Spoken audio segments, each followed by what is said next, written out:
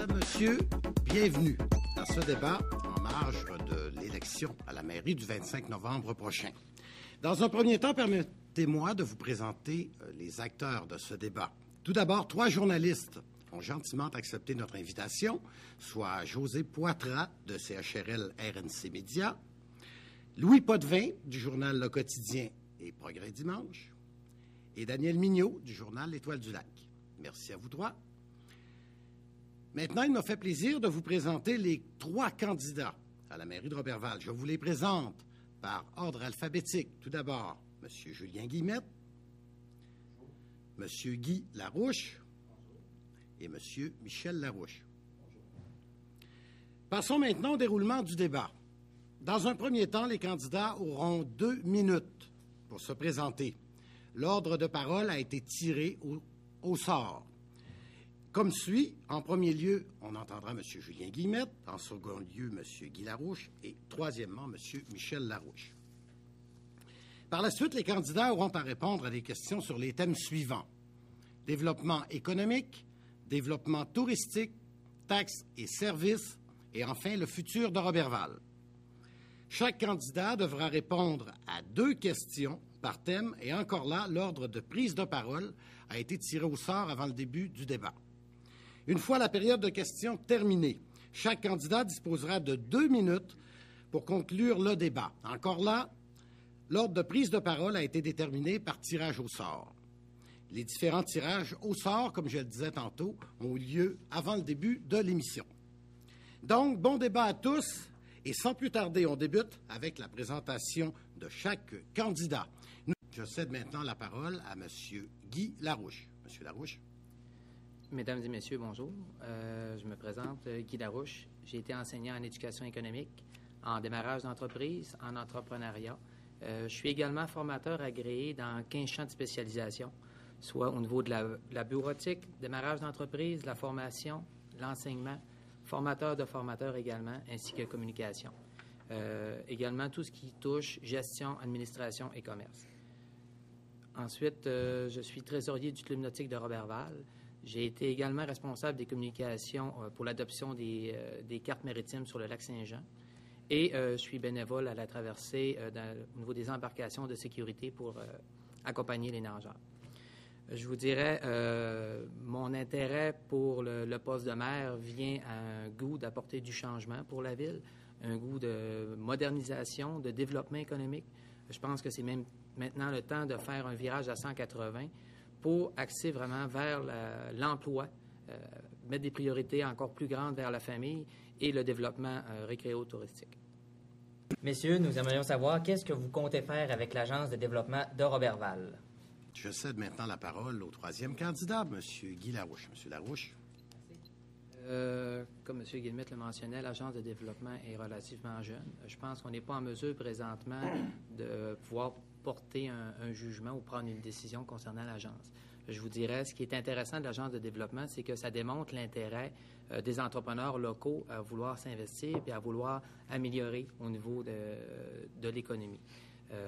Bien entendu, il est nécessaire à l'agence de prendre une orientation qui va être au propre dans son mot de développement et de développer. Ça prend effectivement une ressource qui va être en place, qu'on va la guider, qui va pouvoir faire du démarchage autant auprès des entreprises que d'autres corporations. Le but de tout ça, c'est de bien cibler quelle entreprise qu'on veut amener chez nous, soit la 2e, 3e transformation, ou quel contrat qu'on sera en mesure d'aller chercher et de travailler en collaboration avec les autres industries qui sont des autres régions. Je pense que le moment est venu vraiment de tendre la main, que ce soit avec des partenaires de nos voisins du Saguenay, que ce soit avec des partenaires de la région de Montréal ou même d'ailleurs. Faut maintenant avoir une vision qui va être plus large, que ce soit le Québec et même le Canada. Il ne faut pas se borner à ça. À cette heure, avec les technologies qu'on a, il n'y a plus vraiment de limite. Donc, en ayant un démarcheur qui s'enligne avec une orientation bien ciblée, à ce moment-là, on va être en mesure de ramener des choses concrètes pour Roberval. Comme M. Guillemette mentionnait également, c'est bien vrai qu'il y a 100 000 $ d'investis. C'est donc très important de s'assurer que ces argents-là soient dépensés de la bonne manière, puis que ça rapporte L'important, c'est les retombées économiques que tout ça va pouvoir avoir. Mais c'est complémentaire, bien entendu, au CLD et le SADC. Merci, M. Larouche. Passons maintenant à la deuxième question, toujours dans notre thème développement économique. La question sera posée cette fois-ci par José Poitras de CHRL RNC Média. Et l'ordre de réponse à la suite du tirage au sort est le suivant. En premier lieu, M. Guy Larouche. En second lieu, M. Julien Guillemette. Et comme troisième répondant, M. Michel Larouche. Madame Poitras.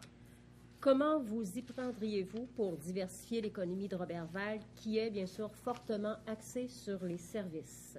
Monsieur Guy Larouche.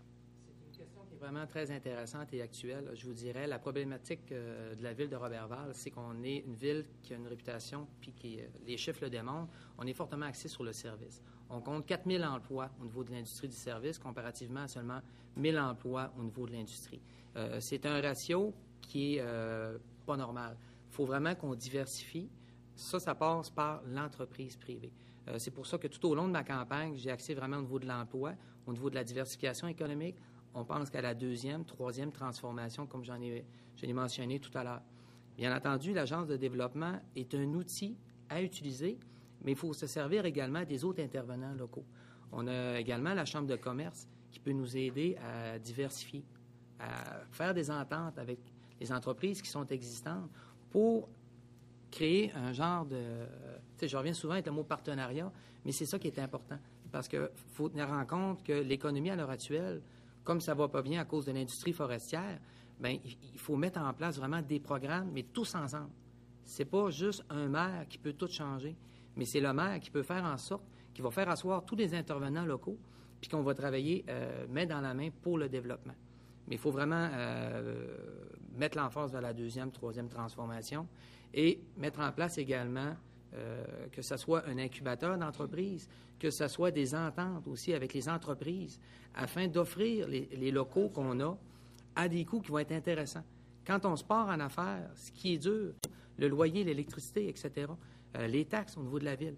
Fait qu'il faut qu'on mette en place des systèmes pour les aider, que ce soit d'un crédit de taxe réparti sur 10 ans pour les nouvelles entreprises ou constructions, que ce soit également un maillage avec les entreprises pour un partenariat public-privé. Je cède donc la parole à M. Louis Potvin. Alors, bonjour, messieurs.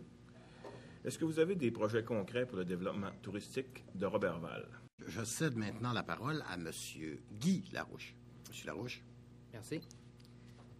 Concernant le développement touristique, j'irai en 3 projets qui s'englobent les 3 ensemble.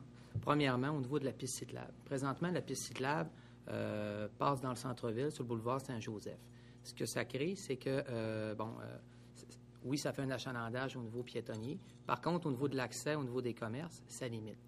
À ce moment-là, ce qu'on ferait, c'est qu'on prendrait la piste cyclable, on réaménagerait pour qu'elle puisse passer sur le bord du lac. C'est certain que présentement, on a une restriction quant à la prison. Mais une fois que la prison va être déplacée, à ce moment-là, c'est quelque chose qui est faisable. Il y a même un dernier petit pont qui pourrait rejoindre le site de la marina, qui nous amènerait à un autre projet que je vais vous parler un petit peu plus tard tout à l'heure. Au niveau de la Pointe-Scott, la Pointe-Scott, c'est certain que c'est un secteur qui n'a pas été développé depuis des années.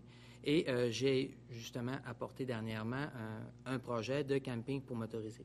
Bien entendu, pour apporter ce projet-là, il faut déplacer le curling et le greffer avec l'aréna dans un nouveau complexe. Ça, j'ai déjà fait mention de ça la semaine dernière, et au début de campagne, le 12 octobre dernier. Je vous dirais, pour ce qui est du camping de motorisé, pourquoi motorisé? Parce que motorisé, c'est 3 saisons. On a le printemps, l'été et l'automne où ce qui viennent. L'eau est déjà installée là-bas. Le système de vidange septique est déjà fait. À ce moment-là, tout ce qu'on a à faire, c'est à joindre au niveau de l'électricité. Concernant le centre historique aquatique de Roberval, j'ai déjà rencontré des promoteurs. Il y a déjà des gens qui sont intéressés. Il y a également des annonces qui vont être faites la semaine dernière à ce sujet-là. Il y a beaucoup de développement. Je vous dirais que plus on en parle, plus les gens se manifestent. Il va y avoir des belles choses qui vont se réaliser. Et ce qui est intéressant, c'est que la ville reste propriétaire des lieux et on garde également l'accès à la plage qui, plus tard, sera bonifié également.